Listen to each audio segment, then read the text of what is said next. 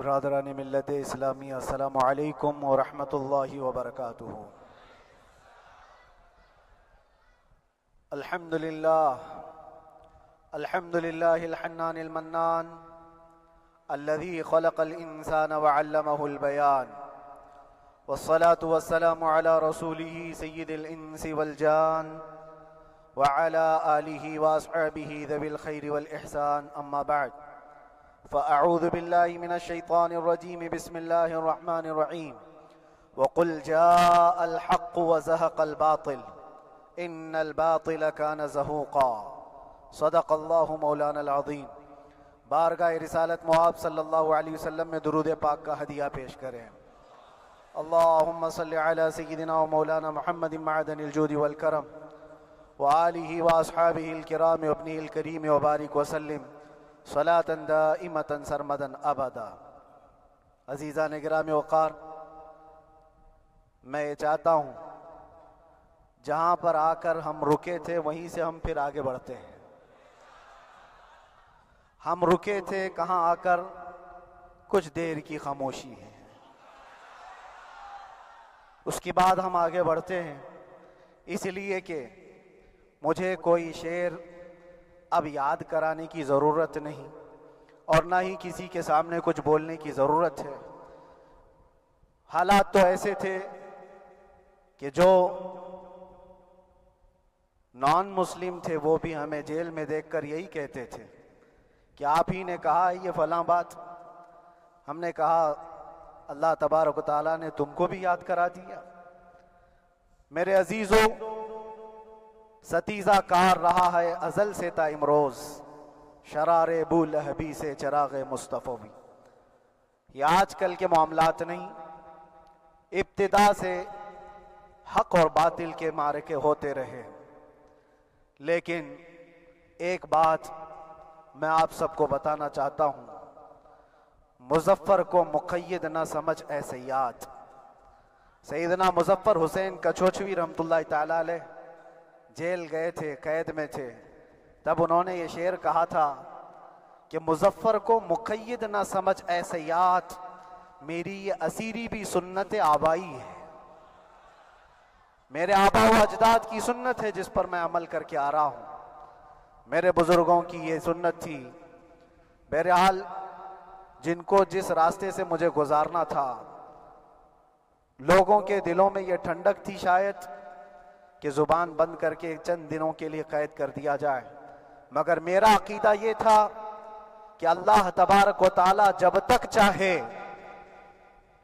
چاہے کہ کوئی اس کے لیے پابندی نہیں لگا سکتا۔ وَإِن يَمْسَسْكَ اللَّهُ بِضُرٍّ فَلَا كَاشِفَ لَهُ إِلَّا هُوَ۔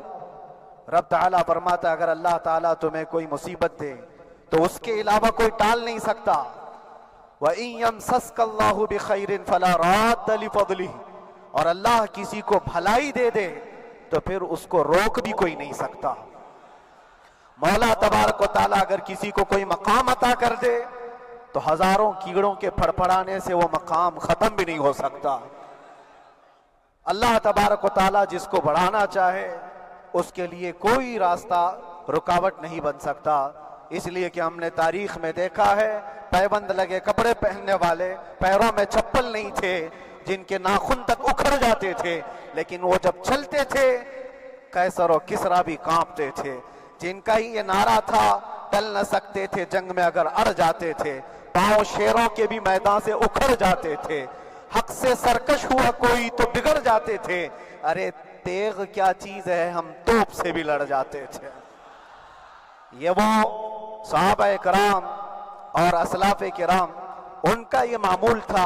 بظاہر ان کے پاس کوئی اسباب نہیں تھے، لیکن اللہ کی مدد تھی، وہ پانی کی طرح بہتے ہوئے چلے گئے، نہ چٹانوں نے ان کا راستہ روکا، نہ دریاؤں نے ان کا راستہ روکا، وہ جس طرف سے جاتے تھے اللہ تعالیٰ ان کے لیے راستے بناتا تھا۔ عزیزان گرامی وقار، کون ہے وہ جو دریائے دجلہ میں اپنے گھوڑے دوڑائے تھے؟ کون ہے وہ جو دریا میں اپنی کشتیاں ڈال کر جلا دیا تھا کہ واپس جانے کا کوئی تصور نہ ہو؟ یہ سب میرے مصطفیٰ کریم کے دیوانوں کی ہی بات تھی۔ اسی لیے آج بھی دنیا گھبراتی ہے تو شانے لوگوں سے نہیں، دیوانوں سے ہی گھبراتی ہے۔ بہت زیادہ چالاک رہنے والوں سے نہیں، دیوانوں سے دنیا گھبراتی ہے، اس لیے کہ دنیا کو پتا ہے، دنیا جانتی ہے کہ دیوانہ کہاں دیکھتا ہے کسی کو پتا نہیں۔ اور یہ اس دیوانے کی بات کر رہا ہوں جس کے لیے اللہ کے حبیب صلی اللہ تعالیٰ علیہ وسلم کی عزت و وقار سب سے اول ہے۔ عزیزان گرامی وقار، آج آپ کے سامنے حاضر آیا، یہ میرے استاد گرامی، مربی، استاذ الاساتذہ، برادر گرامی حضرت العلامہ مفتی زبیر احمد صاحب قبلہ ادام اللہ اقبالہ، جنہوں نے دن رات ایک کر دیے تھے۔ میرے خیال سے 8 مہینے میں جتنے ان کے بال سفید ہوئے اس سے زیادہ نہیں ہوئے ہوں گے، صرف اس لیے نہیں کہ ایک بھائی کے لیے، اس لیے بھی لڑ رہے تھے کہ ایک عالم کے لیے جس سے دین کا بہت سارا حصہ وابستہ ہے۔ ان کی محنتیں رائگاں نہ گئیں۔ بہت سارے میرے احباب و اقربا، خاص طور پر مدن پورہ اور وکرولی سے، جنہوں نے اپنے گھر بار چھوڑ کر میرے لیے دوڑتے بھاگتے رہے، اللہ رب العزت اس بات کا شاہد ہے، ایک ایک دن اندر میں نے سب کے لیے دعائیں کی ہیں، اور ایسا نہیں کہ کوئی دن بھولا جاتا، اور باہر کی ہمیشہ یہ خبریں آتی رہتی ہیں کہ حالات کیسے کے کیسے ہوتے جا رہے ہیں۔ کبھی اگر گھبراہٹ اور بے چینی ہوتی تو میرے عزیزوں صرف ایک ہی بات ہمارے پاس تھی علاج کے لیے، ایک ہی علاج تھا۔ جب بے چینی بڑھ جاتی، اپنوں سے رابطہ نہیں ہو پاتا اور کسی کے خبر نہ پہنچتی، کھانے پینے کی تکلیفیں، رہنے سہنے کی مصیبتیں جب سر پر آتی تو ایک ہی علاج تھا، ان کے نثار کوئی کیسے ہی رنج میں ہو، ان کے نثار کوئی کیسے ہی رنج میں ہو، جب یاد آ گئے ہیں سب غم بھلا دیے ہیں، جب یاد آ گئے ہیں سب غم بھلا دیے ہیں۔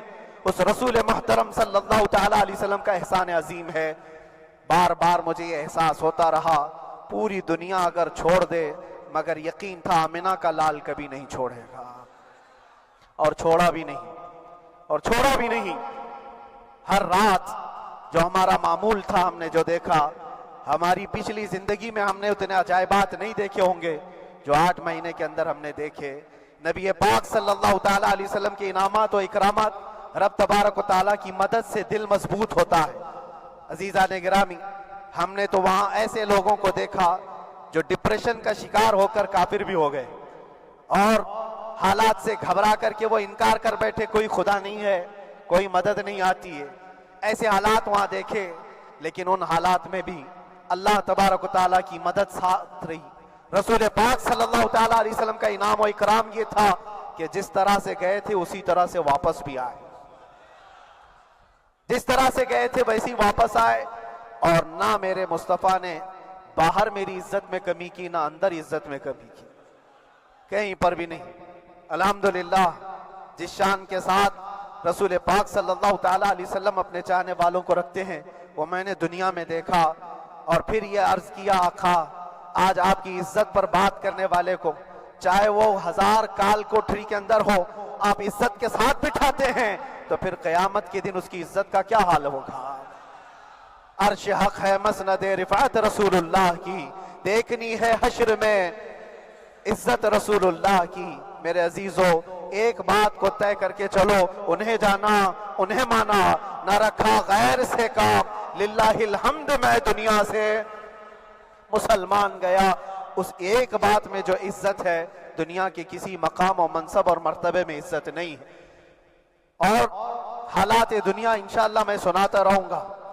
اللہ تبارک و تعالیٰ جب تک یہ زبان رکھا ہے، حق بولتے رہیں گے اور سناتے رہیں گے، اور بھی حالات آپ کو انشاءاللہ العزیز آگے سناتے رہیں گے۔ لیکن آج خصوصیت کے ساتھ میں جمعہ کے لیے اسی لیے حاضر آیا کہ یہاں کے لوگ پل پل یاد کرتے رہے۔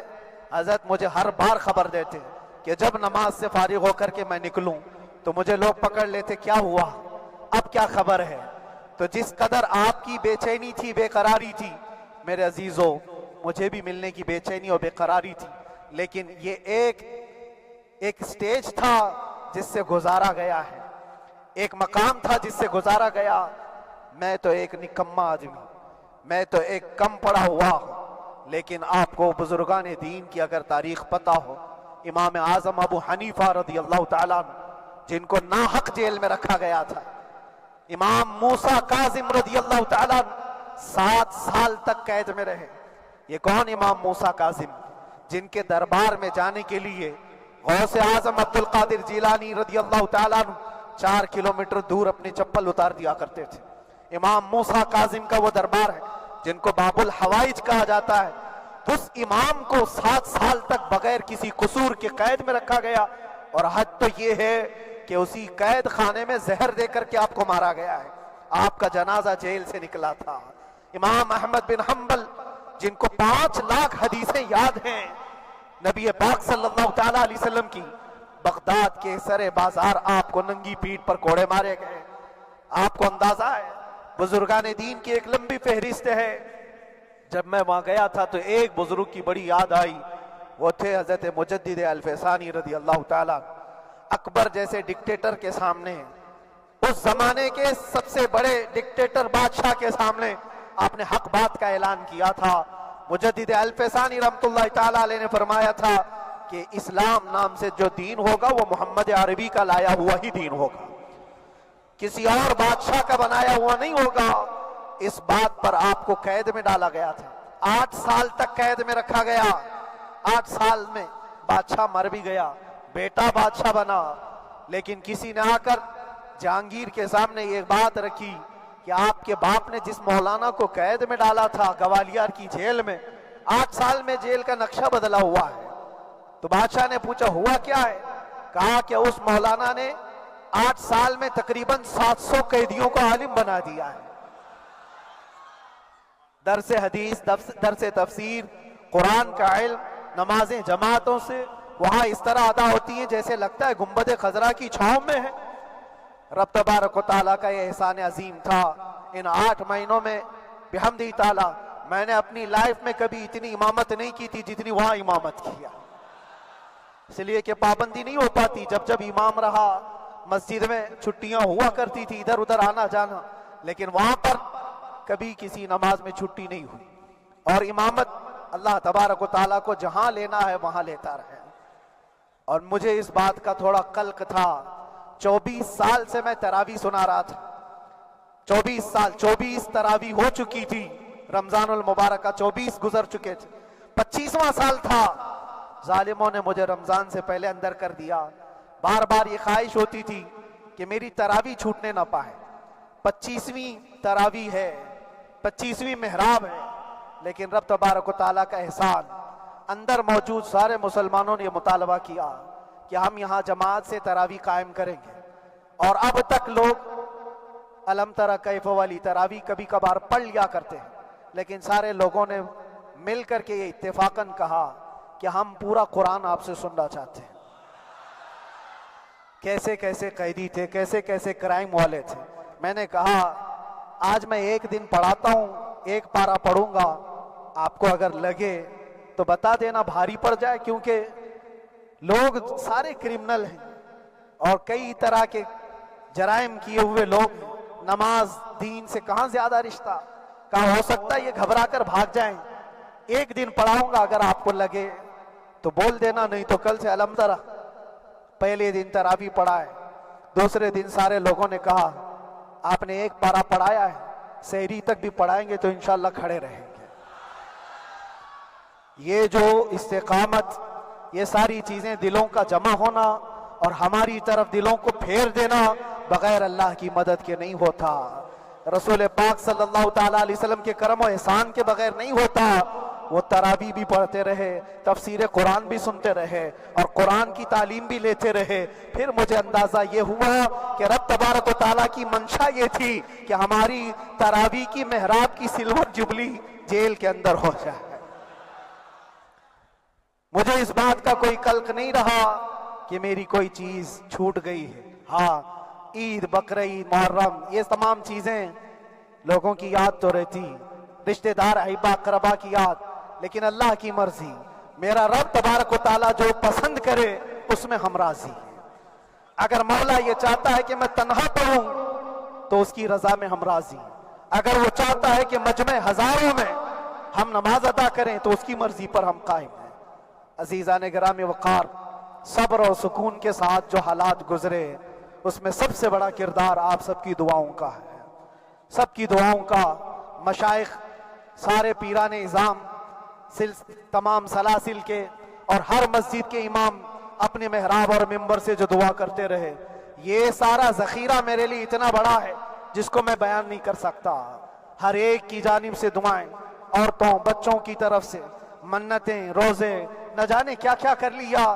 پھر مجھے اندازہ ہوا کہ صرف اپنے آرام، اپنے راحت کے لیے پھڑپھڑانے سے کچھ نہیں ہوگا۔ رب تبارک و تعالیٰ یہ چاہتا ہے کہ پوری امت مل کر کے اس فقیر کے لیے دعا کرے، اور اللہ تعالیٰ کو جب تک منظور تھا تمہاری دعائیں ہوتی رہی۔ بعض لوگوں کو یہ خیال بھی آیا، کچھ میرے احبا اقربا رشتہ داروں نے بھی کہا اتنی ساری دعائیں ہوئی، اتنی ساری دعائیں ہوئی، قبول کیوں نہیں ہوتی؟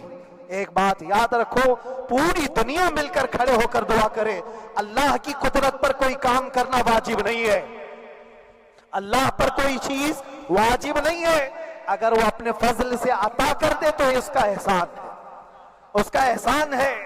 اب چاہے وہ سال بھر میں قبول کرے کہ 5 سال میں قبول کرے، ایک بات یاد آتی ہے میرے عزیزوں، ہماری قید تو 8 مہینے کی ہوگی، ان بزرگان دین کی قید 8 سال 7 سال۔ امام محمد بن حسن عسکری 20 سال تک قید میں رہے، 20 سال تک اندر سلاخوں کے پیچھے بند رکھا گیا۔ یہ اہل بیت اطہار ہیں، ائمہ اعظام ہیں، ان کی تکلیفیں دیکھ کر پھر ہماری تکلیف چھوٹی لگتی، اور پھر نبی پاک صلی اللہ تعالیٰ علیہ وسلم کی یاد آتی۔ صرف اس بات کا ہمیں فخر تھا کہ تم نے کبھی چوری کے الزام میں تو نہیں گرفتار کیا، کسی گھناؤنے الزام میں تو نہیں گرفتار کیا۔ ہاں اگر کسی بات پر گرفتار کیا ہے تو ان سے پوچھو تو اب یہ بولنے میں بھی شرم کرتے ہیں، مولانا کو کیوں گرفتار کیا ہے، مولانا کو کیوں اندر رکھا ہے؟ شرم آتی ہے بولنے میں، کیونکہ انہوں نے کچھ ایسا بولا تھا جس کو بولنے میں شرم آتی۔ کیا بولا تھا میرے عزیزوں؟ یہ ایک الگ کہانی ہے، ابھی میں اس پر کچھ گفتگو نہیں کرتا، اس لیے کہ ہر ایک کو یاد ہو چکی ہے، ہر ایک کو یاد ہے۔ میں اس کہانی کی طرف نہیں جاتا، لیکن اتنا مجھے آج اس ملک میں رہتے ہوئے احساس ہے کہ ابھی بھی انصاف ختم نہیں ہوا ہے۔ انصاف پوری طرح ختم ہو جائے تو اللہ کا عذاب آ جائے گا، اللہ کا عذاب آ جائے گا۔ چند لوگ ناانصافی کر سکتے ہیں، لیکن پوری کی پورے روئے زمین پر رہنے والے انسان ناانصافی کرے، ایسا نہیں ہوتا۔ ہمارے حق میں سپریم کی طرف سے جو انصاف آیا ہے، ہمارے دل میں اس قدر جگہ ہے آج، اور اس قدر احساس ہے کہ ہمیں یہ اندازہ آج بھی ہوتا ہے کہ چاہے کچھ بھی ہو جائے لیکن انصاف پوری طرح سے مر نہیں سکتا، انصاف پوری طرح سے مر نہیں سکتا۔ یہ ہمارا ملک عزیز ہندوستان کسی خاص آدمی کے ٹھیکیداری میں نہیں ہے، سبھی کا خون شامل ہے یہاں کی مٹی میں، کسی کے باپ کا ہندوستان تھوڑی ہے، ہمارا بھی ہے، آپ کا بھی ہے، سب کا بھی ہے۔ اور میرے عزیزو پتہ نہیں، یہ بھی شاید راحت اندوری صاحب کا شعر ہے، اور اس سے پہلے بھی کچھ بولا تھا، وہ بھی ان کا ہی تھا، تو ڈینجر ہی ہوا کرتا ہے۔ اللہ تبارک و تعالیٰ آپ سب پر فضل فرمائے، کرم فرمائے۔ جو چیز خاص طور پر بولنی ہے وہ یہ ہے، ان حالات سے آج جو گھبرائے ہوئے ہیں یہ وہ لوگ ہیں جو عیش پرست ہیں۔ میں کسی کو خاص ٹارگٹ کر کے نہیں کہنا چاہتا، لیکن بہت سارے وہ لوگ جو اثر و رسوخ رکھتے ہیں لیکن وہ آگے آنا نہیں چاہتے۔ دین اسلام پر حملے ہوں، حضور پاک کی عزت پر حملہ ہو، کسی کو بولنا نہیں ہے، کیونکہ پتہ ہے دیکھو اس مولانا کو کس طرح کی ہے، اسی طرح دوسروں کو بھی کر دیا جائے۔ جو کمفرٹ زون میں بیٹھنے کے عادی ہو گئے وہ اپنا ایریا چھوڑ کر ہٹنا نہیں چاہتے۔ اگر میں کچھ کہوں گا حضور پاک صلی اللہ تعالیٰ علیہ وسلم کی ناموس کے لیے تو میرا عیش خطرے میں آ جائے گا۔ اکثر کی یہی سوچ ہے، میرا تو اپنا دھندا ہے، میرا بزنس ہے، میرے بیوی بچے ہیں، ہو سکتا ہے یہ مولانا کو کسی چیز کی فکر نہیں ہوگی۔ آپ کو میں بتاؤں، آپ کو اندازہ نہیں ہمارے دل میں ہمارے بچوں کی کتنی محبت ہے۔ میرے بھی چھوٹے سے بچے ہیں، جب وہ جیل کی سلاخوں کے سامنے آ کر آنسو بہاتے تھے تو دل پر چھریاں چلتی تھی. وہ بچے جو ہمیشہ ہمارے سینے پر سوتے رہے, آج میں ان کو چھو بھی نہیں سکتا. جب وہ سلاخوں کے پیچھے کھڑے ہو کر دور سے رو کر کے چلے جاتے 15 منٹ, تو کیا ہمارے دل میں بچوں کی محبت نہیں؟ کیا ہمارے گھر بار نہیں, ہماری بہنیں, ہمارے بھائی, ہماری ماں نہیں ہیں؟ کتنے تو دن ایسے ہوئے کہ میری ماں کو دورے پڑتے رہے یاد کے لیے. تو کیا وہ ہمارے اوپر کیفیت نہیں آتی کہ ہم خامخواہ یہ مصیبت کیوں مول لیے؟ میری بیٹی تو جھگڑا کرتی اس بات کو کہ کیوں آپ اکیلے ہو, بہت سارے لوگ ہیں سب کا خیال کرتے ہوئے. لیکن میرے عزیزو, یہ ان کی اپنی محبت ہے.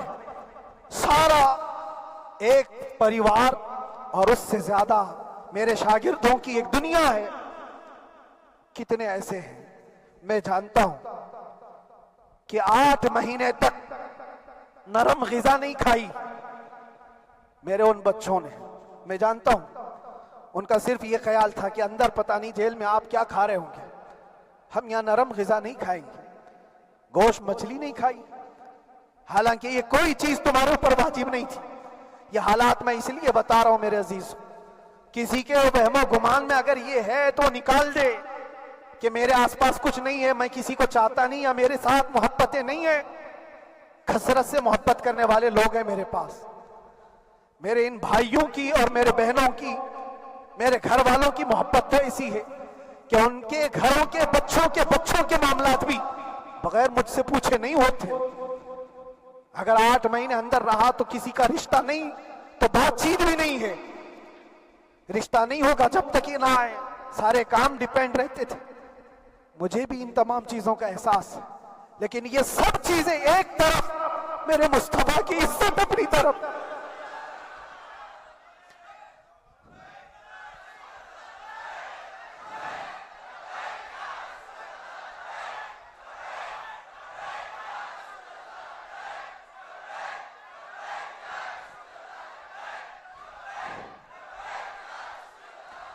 میرے عزیزوں, ہر ایک کے آنسوں کے قطرے میں نے دیکھے, بھائیوں کے, بہنوں کے, میرے پاس ملنے کے لیے میرے جو شاگرد آتے ان کے. یہ اکثر جب جیل کی دیوار پر آ کر کھڑے ہوتے, ان کی آنکھیں لال, یہ آنسو بہاتے 15 منٹ ملاقات کر کے چلے جاتے. آپ کو کیا اندازہ ہے اندر کے حالات ایک دن 1 سال کے برابر لگنے لگتا ہے. گھٹتے رہتے, لیکن ایک بات کا احساس بار بار ہوتا کہ یہ ساری محبتیں ایک طرف ہے, لیکن ہم جس کے لیے کھڑے ہوئے ہیں اس کی محبت میں کوئی سمجھوتا نہیں, اس کی محبت میں کوئی سمجھوتا نہیں. ایمان اسی کا نام ہے, لا یؤمن احدکم حتی اکون احب الیہ من والدہ وولدہ والناس اجمعین. تم میں سے اس وقت تک کوئی پورا مومن نہیں ہو سکتا جب تک کہ اپنی اولاد, اپنے مال دولت, اپنے ماں باپ, سب سے زیادہ اپنے رسول سے محبت نہ کرے. دعا یہی کرتے رہو جب حضور پاک کا معاملہ آئے تو ساری دنیا ایک طرف ہو جائے. میں نے ایک واقعہ پڑھا تھا اندر ہی, حضرت خالد بن ولید رضی اللہ تعالیٰ ایک قلعے پر اچانک حملہ آور ہوئے تھے. وہ قلعے میں موجود جو دشمنان اسلام تھے ان کی پارٹی چل رہی تھی. بڑے بڑے قالین, صوفے بچھے ہوئے, تشتوں میں قیمتی کھانے رکھے ہوئے تھے. خالد بن ولید کے ساتھ جو لشکر ہے, یہ تو وہ غریب صحابہ تھے جو پیون لگے کپڑے پہنتے, ایک کھجور پر پورا دن گزارتے. جب یہ اس قلعے پر حملہ آور ہوئے تو دشمنان اسلام جو تھے وہ مقابلہ کرنے کی ہمت نہ جٹا سکے, بھاگ گئے. سارا مال سب چھوڑ کر بھاگ گئے, بغیر کسی جنگ کے, بغیر کسی قتل قتال کے پورا قلعہ فتح کیا خالد بن ولید. اب سنو, جو صحابہ تھے وہ مال غنیمت جمع کر رہے تھے, کیونکہ یہ عرب کے لوگ ایسے مہنگے قالین نہیں دیکھے تھے, ایسے مہنگے صوفے, اتنی قیمتی غذائیں انہوں نے دیکھی نہیں تھی. سب جمع کرنے لگے. خالد بن ولید نے کہا, خبردار, ہاتھ مت لگانا, سب ہٹ جاؤ. سب ہٹ گئے. چند صحابہ کو بلایا, یہ سب جمع کرو, اس کو آگ لگا دو. پورا مال غنیمت جو تھا آگ لگا دیا. تو جو صحابہ تھے وہ کہنے لگے, کیا یہ اچھا ہوتا ہے یہ سب میں آپ تقسیم کر دیتے؟ یہ بہت قیمتی چیزیں ہیں، عرب میں ہم لے جاتے تو یہ بہت مہنگی چیزیں ہیں۔ خالد بن ولید نے کیا کہا جانتے ہو؟ کہا اگر تم کو بھی ان تمام چیزوں کی عادت لگ جائے تو تم بھی ویسے ہی بھاگو گے جیسے یہ بھاگے۔ یہ آج جو ہمارا مقابلہ کرنے کی طاقت نہ لا سکے اور بھاگ گئے، اس کی وجہ یہ ہے کہ وہ عیش پرست ہے، عیاشی ان کے اندر تھی جس کی وجہ سے وہ کھڑے نہ ہو سکے، اور جب یہ عیاشی آئے گی تم کھڑے نہیں ہو سکو گے، کھڑے نہیں ہو سکو گے۔ آج میں یہی بات دہرانا چاہتا ہوں، جو بڑے بڑے چہرے لے کر بیٹھے ہوئے ہوں، وہ سیاسی اثر و رسوخ رکھنے والے بھی کمفرٹ زون میں رہنا چاہتے ہیں۔ میں چند لوگوں کو چھوڑ کر کہہ رہا ہوں، اکثر کا حال یہ وہ سوچتے ہیں کہ ہمارے اس دائرے سے نکلیں گے تو ہمارا عیش خطرے میں آ جائے گا، گھر بار خطرے میں آ جائے گا۔ یہ دنیا کی محبت انسان کو بزدل بناتی ہے، بزدل بناتی ہے۔ اس لیے میرے عزیزو، آپ جب کبھی یہ بات آئے، ایک طرف میرا پورا خاندان، ایک طرف میرے عیش کی زندگی اور ایک طرف رسول پاک کی عزت کا معاملہ، تو آپ مجھے بتاؤ آپ کس بات کا فیصلہ لیں گے؟ اسی بات کا فیصلہ لینا ہوگا نبی پاک صلی اللہ تعالیٰ علیہ وسلم کی عزت کی خاطر تمہیں اس بات کا فیصلہ لینا ہوگا۔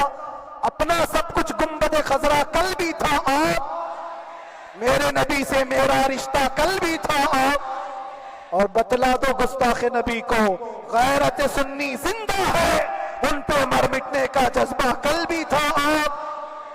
بس یہ جذبہ باقی رہے، ہم کسی کو لڑنے کے لیے، مرنے کے لیے، مارنے کے لیے میدانوں میں اتارنے کی بات نہیں کرتے۔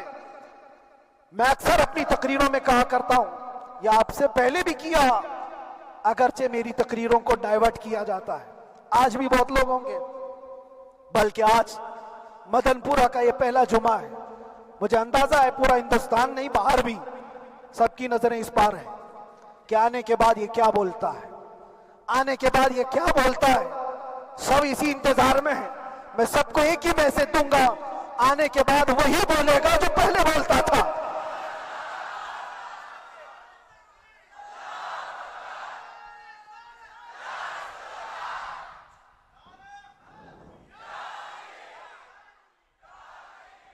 اگر کچھ غلط ہوتا تو ہمارے اس ملک عزیز ہندوستان کی سب سے اعلیٰ عدالت یہ نہیں کہتی کہ ان کے اسپیچ میں کوئی ہیٹ مسئلہ نہیں ہے۔ وہ ہمیں اندازہ ہے میرے عزیزوں، ہاں جہاں غلطی ہوگی ہم بھرے اعلان کے ساتھ کہیں گے کہ ہم سے یہ غلطی ہو گئی، ہم سے یہ خطا ہو گئی، زبان پھسل گئی، لیکن جو چیز نہیں ہے تو اگر تم زبردستی اس کو کہو گے تو یہ ہم نہیں مانتے۔ ہاں بس اتنی دعا میرے حق میں کریں کہ جتنی بھی زندگی باقی ہے اللہ تبارک و تعالی حضور پاک کی محبت اور ان کی عظمت کی حفاظت کے لیے جیتے مرنے کی توفیق عطا فرمائے۔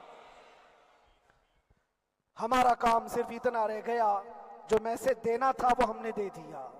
اب جو حالات آ رہے ہیں میرے عزیزوں، آپ سب کے لیے بھی میں یہ گزارش کروں گا، دین کی طرف آ جاؤ، سچائی کی طرف آ جاؤ، ورنہ گاجر مولی کی طرح کٹ جاؤ گے، ختم ہو جاؤ گے۔ دین کی طرف آؤ، سچائی کی طرف آؤ، اور اسلام نے کہیں پر بھی تمہیں کسی طرح کے آتنک اور دہشت کی تعلیم نہیں دی ہے، کہیں پر کسی ٹیررسٹ کی کوئی بھی تعلقات کی۔ کہیں مجھے کوئی بات بتا دو، اگر کوئی مسلمان اس طرح کی حرکتیں کر جاتا ہے جس کو یہ لوگ بدنام کرتے ہیں تو ہم سمجھتے ہیں اس کا اسلام سے تعلق نہیں ہوگا۔ اسلام سے تعلق ہوتا تو اس کے اندر صدیق اکبر اور فاروق اعظم کی ادائیں ہوتی۔ آج آپ کو وہ معاشرہ زندہ کرنے کی ضرورت ہے۔ میں نوجوانوں سے کہوں گا، بہت دن گزار لیے ٹک ٹاک پر مجرے، اور تمہارے اس انٹرنیٹ کی دنیا پر جس طرح تم نے آوارگی کر لی ہے، اب وقت کم بچا ہے، آ جاؤ میرے نبی پاک کی گنبد کی چھاؤں میں۔ عزت وہیں پر ہے، انہی کے قدموں میں عزت ہے، اور یہاں پر بھی ہے اور آخرت میں بھی ہے۔ آخرت میں بھی ہے۔ بس اس عزت کے لیے آپ سب سے میں گزارش یہ کروں گا، سچائی کی طرف واپس آ جاؤ، سچائی کی طرف واپس آ جاؤ۔ جو تمہاری نمازیں باقی ہیں اس کو پوری کر لو، اس سے پہلے کہ دنیا تم پر نماز پڑھ دے، اس سے پہلے کہ تمہارے جنازے کی نماز پڑھی جائے، اپنی نمازیں کمپلیٹ کر لو۔ اور علماء ذوی احترام کا ادب و احترام اپنے اندر رکھو۔ صرف اس بات کے لیے آپ کو میں احساس دلانا چاہتا ہوں کہ مجھے جس راستے سے گزارا گیا، جتنے دن قید و بند کی صحبتیں گزاری گئی، یہ صرف یہ میسج دینا تھا کہ پھر اس مولانا کا یہ ہو سکتا ہے تو چھوٹے چھوٹوں کی کیا کر دیں گے۔ ایسا اگرچہ آ جائے موقع تب بھی گھبرانے کی ضرورت تھی۔ آپ کو پتہ ہے اس ملک عزیز ہندوستان کی آزادی میں 30,000 علماء کو پھانسیوں پر لٹکایا گیا۔ انگریزوں نے 30,000 علماء کو کشمیر سے لے کر دلی تک ہر درخت پر ایک عالم کی لاش لٹکتی تھی۔ انہوں نے قربانیاں دی ہیں، قربانیاں بزرگان دین کے علماء ذوی احترام کی ہوئی ہیں۔ یہ اور بات ہے کہ اس جنریشن نے آج ہم کو دیکھا تو ان کو بہت بڑا لگتا ہے، یہ کوئی بہت بڑی بات نہیں تھی، بہت بڑی بات نہیں تھی۔ اس پروسیس سے بہت سارے علماء کو گزارا گیا ہے۔ سرکار مجاہد ملت رحمت اللہ تعالی علیہ ایمرجنسی کے زمانے میں 18 مہینے تک قید میں گزارے، 18 مہینے تک ایمرجنسی، وہ بھی ڈکٹیٹر کا زمانہ تھا۔ اس زمانے میں بھی آپ اندر رہے، لیکن باہر آنے کے بعد نہ آپ کے مشن میں کوئی کمی آئی، نہ آپ کی زبان میں کوئی لکنت آئی۔ اللہ والے جو ہیں وہ اللہ کی رضا کی طرف اور رسول پاک کی رضا کی طرف ہوتے ہیں۔ ہم سب بھی اس مشن کو آج یہاں سے زندہ کرتے ہیں، جہاں سے ہم چھوڑے تھے وہیں سے آگے بڑھتے، جہاں سے ہم چھوڑے تھے وہیں سے ہم آگے بڑھتے ہیں۔ کسی کو اگر کچھ برا لگتا ہے تو وہ اس کے سمجھ کا قصور ہے، اس کے فہم کا قصور ہے۔ ہم نے کسی کو ٹارگٹ کر کے کبھی کہا نہیں، بلکہ یہ تو کامن بات ہے، ایک تو کامن کہی جانے والی بات ہے۔ فخر سے اگر کوئی آدمی اپنے گھر میں کہے کیا بات ہے مولانا آج صبح سے تمہارے گھر میں کچھ ہلچل نہیں ہے، کچھ ہلچل نہیں ہے، ہو سکتا ہے تمہارے گھر میں کوئی نہ ہو، تم اکیلے بیٹھے ہو، بیوی کہیں گئی ہے، ماں کہیں گئی ہے، گھر میں کوئی بنانے والا نہیں ہو، گھر میں خاموشی ہے، تو تم اگر اس کو جواب دے دو کہ کچھ دیر کی خاموشی ہے، شام میں آ جائے گی، کچھ دیر کی خاموشی ہے، شام میں آ جائے گی، تو کیا گناہ کیا، کیا گناہ کیا؟ اس کے حالات پر وہ بول رہا ہے، اس کے گھر میں خاموشی ہے اسی لیے بول رہا ہے۔ ہم نے بھی اسی لیے کہا کچھ دیر کی خاموشی، اسی لیے کہ ہم جانتے ہیں اسلام وہ نہیں ہے جو یہاں دکھ رہا ہے آج، اسلام تو وہ تھا جو صدیق اکبر کے زمانے کا تھا، اسلام تو وہ تھا جو فاروق اعظم کا تھا، اسلام تو وہ تھا جو عثمان غنی اور حیدر کرار کا تھا۔ تو وہ جو ہلچل تھی وہ خاموش ہے، صلاح الدین ایوبی کا دور تھا، وہ اسلام کی ہلچل تھی۔ تو میرا گھر آج خاموش ہے، اس لیے تو میں پکار کر کے رہا ہوں کچھ دیر کی خاموشی ہے، اور ہمیں اپنے رب سے یقین ہے یہ خاموشی ایک شام ٹوٹے گی، کوئی صلاح الدین آئے گا۔ اور اللہ تبارک و تعالی ہم سب کے اس عزم اور حوصلے کو زندہ رکھے، اور آپ سب کی محبتوں کو سدا سلامت رکھے، اور میرے آقا صلی اللہ تعالی علیہ وسلم کے قدموں پر مر مٹنے کی ہمیں توفیق عطا فرمائے۔ وآخر دعوانا الحمدللہ رب العالمین، لبیک یا رسول اللہ۔